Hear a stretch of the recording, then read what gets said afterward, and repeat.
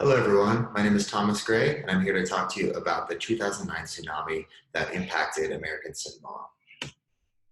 So first of all, we'll go over an event description, followed by the key players, incident command, situation response, community preparedness, and following up with the resulting changes. So let's go over a description of that 2009 tsunami event. So first it started with an earthquake. That was on September 29th, 2009, about 120 miles southwest of American Samoa.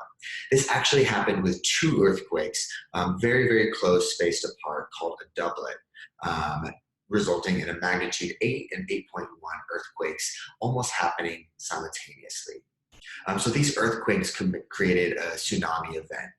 It was a thrust up through the Earth's crust, and it only took 17 minutes for that tsunami to arrive to American Samoa. The reported waves were up to 55 feet, and there was, this estimated 4 to 5 primary waves with descending height after that. So the immediate impact that happened to this region was 34 deaths on the island of American Samoa, or that region. About 131 sought care at hospitals or clinics nearby. There's about 400 buildings lost, 13 villages that incurred significant damage in this area. There's a lot of debris that piled up, some critical infrastructure loss, and definitely this event impacted neighboring regions, so Samoa, Tonga as well.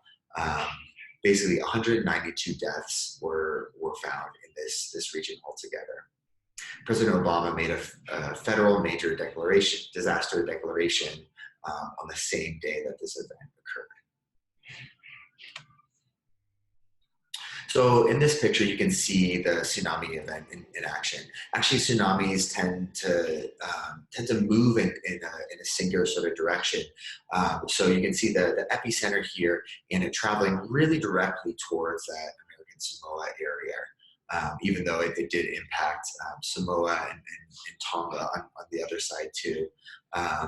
But yeah, definitely not an event that equally disperses out. So here's a summary of the key players in this event. I'm not going to list them all, but first of all, the federal coordinating officer. This is a person that ended up taking over the incident command, a really central sort of individual here. That FCO also worked very closely with the governor of American Samoa in that sort of like incident response. Yeah, some other interesting ones, the U.S. Coast Guard, Department of Defense, and Hawaiian Airlines. They're really central to this activity too in providing relief flights, responders, and supplies, really creating some kind of tactical support. And a really important one in sort of the health realm was the Lyndon Baines Johnson Hospital. So this remained open and treating individuals who are injured and really providing centralized care in American Samoa. So when we look at the incident command structure, the first agency to respond was actually the National Park of American Samoa. They inventoried their staff. They had about 128 total that they could pull. They found a lot of barriers here, language barriers, really being one of these as they're operating in English and the local language as well. And these are forest workers. A lot of them hadn't used the incident command structure before. They found mapping and directions were difficult due to the massive destruction that had happened. Shortly after this was taken over, the incident command was taken over by the governor of American Samoa and also the FCO. These individuals were both in Hawaii. You can see them meeting in this picture. They traveled to American Samoa the next day and initiated that joint field office and took over incident command. Response coordination was activated. A lot of agencies in FEMA, an incident management assistance team, planning and response teams as well. So a lot of activation here. So focusing in here on the health response, the Lyndon Baines Johnson Hospital was really central So this was actually powered by generators. A lot of areas got cut off from electricity, but this area was still able to function, which is why it became such a central location. They were really key in maintaining the continuity of care here. The Ministry of Health, shortly after the tsunami event, they conducted a rapid assessment. They looked at loss of life, damage to health facilities, and just the overall health impact. So they could do sort of a needs assessment and see what kind of supplies, what kind of care, what would be needed. Medical teams and supplies arrived shortly after.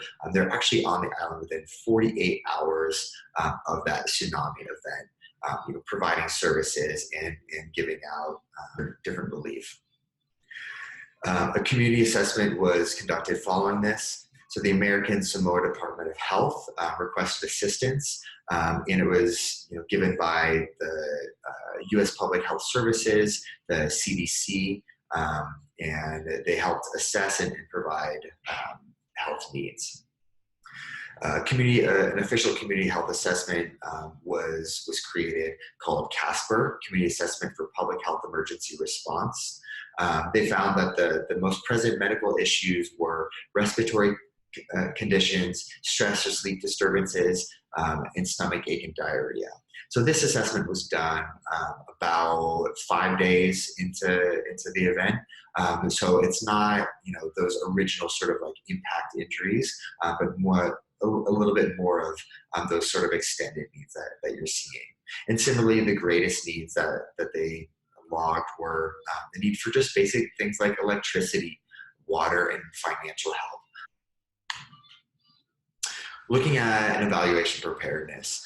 So there was actually an early alert system that was created in American Samoa. So this was created by a committee in 2006 after seeing a tsunami also sort of in that region. So this was actually seen as the most effective warning system that was present on the island. There's actually no warning issued from the National Weather Service for this event. So there's a lot of issues with that early sort of radio messaging. So the meteorologist in charge actually contacted the local radio station and initiated that emergency alert system based on the best information that individual had.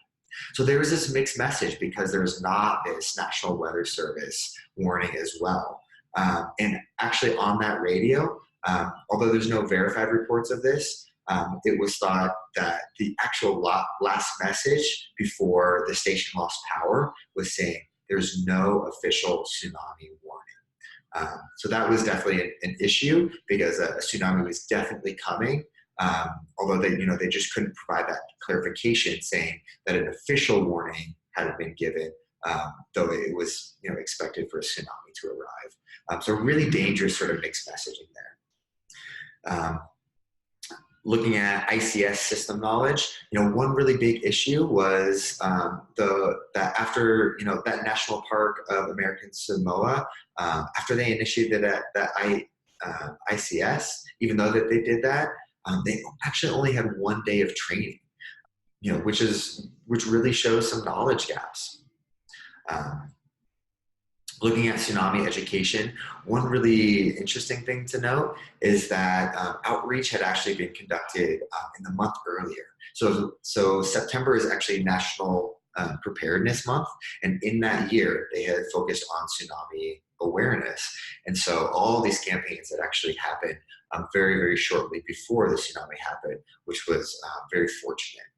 So although evacuation was something in the forefront of people's minds, many individuals, they knew that they needed to move to higher ground following a large earthquake, but they didn't know the proper routes and methods. They didn't know if they should drive or walk or run, and all that sort of confusion, not knowing exactly where to go, led to more difficulties and more adverse effects.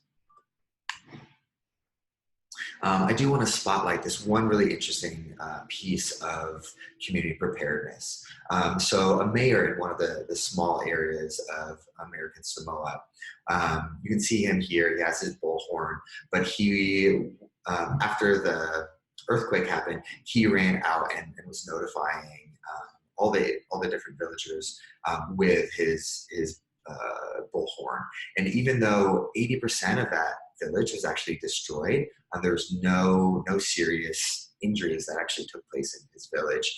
So this is, just one individual, really knowing the warning signs and having, this low technology kind of solution, but it being extremely effective. I think really highlights the benefit of true community preparedness. So let's focus a little bit on impact and resilience. So impact, the cultural element of this disaster is difficult to untie from the disaster response, and the idea of resiliency and what it means to be resilient in the Samoan community. So some things that were difficult in that sort of recovery sort of phase. There are these different Samoan sayings. One of them is, "We live for others who are still living." It's kind of a message to keep on moving on. But for a lot of the respondents of interviews, this actually, appeared as just a really culturally restrictive grieving period. So people just didn't have the time and the space to grieve as they wanted. But they didn't actually feel like they could be open with even their family, because it wasn't in the culture to talk about really hard things, and that the survivor should live on. So there's that set expectation that didn't actually meet the traumatic needs of this population. There's also this idea that disaster, it can lead to a disruption of daily activities. So this resulted in a lengthy period of disruption and symptoms of PTSD, such as not wanting their family members to go fishing, or not wanting young ones to play in the water, not getting good sleep. And so having this level of trauma, but not having these sort of outlets. And on top of that, we look at these shifting social structures. So a lot of these social groups in the community also stopped meeting. There's more focus on recovery and less on connecting. And so all of these social outlets actually became really difficult for the individuals on the island. But when we talk about resiliency, there is also this culture of helping means doing on the island. So there's a lot of resource sharing between neighbors. And so the relief effort was said to happen within minutes of the tsunami, because people didn't wait for FEMA to get in.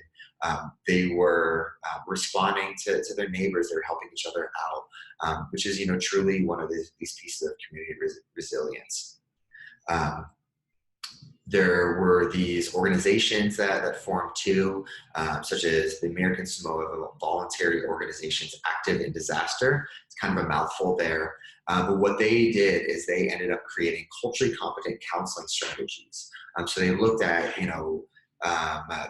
what were the barriers to counseling for this population that was reporting PTSD symptoms. So they created this this new system where they relied on American Samoan counselors. They established ties before they started doing therapeutic activities, such as both through faith and family.